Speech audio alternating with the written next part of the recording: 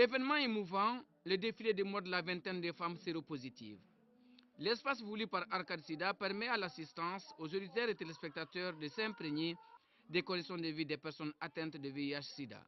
Érigés par les proches parents, les époux, regard méprisant des citoyens.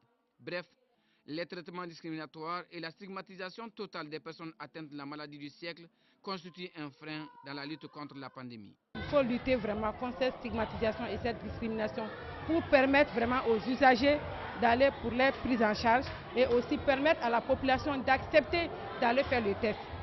C'est en vue d'atténuer cette réalité et maximiser le dépistage et la mise sous traitement auprès de la population que Arcade Sida, en partenariat avec le réseau piloté par Mme Djerma et le Haut Conseil national de lutte contre le sida, a voulu cette campagne dénommée Si j'étais séropositif.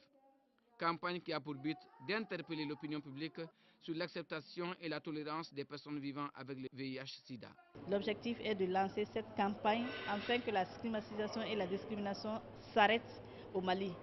Nous avons vu les témoignages des femmes vivant avec le VIH-Sida. Ça veut dire que la discrimination et la discrimination existent encore au Mali. C'est pourquoi nous avons organisé cette campagne pour sensibiliser la communauté malienne, pour sensibiliser tous les Maliens. C'est pourquoi nous avons organisé cette campagne pour sensibiliser la communauté malienne, pour sensibiliser tous les Maliens afin qu'on puisse accepter les personnes malades de sida. Et ça, c'est extrêmement important. Si une cérémonie est organisée dans ce sens pour lancer une campagne, nous ne pouvons que soutenir cet esprit. Le département a toujours soutenu tous les intervenants en matière de lutte contre le sida, quelle que soit la stratégie, je viens de le dire. Par exemple, à Arcade Sida, nous venons de les octroyer un montant d'environ 250 millions, leur permettant d'avoir un siège. La religion n'a jamais exclu une personne malade, ni même une personne séropositive. Donc, ensemble, excluons le VIH et le sida par les séropositifs. Les différentes prestations artistiques visent à remonter le moral de ces personnes marginalisées.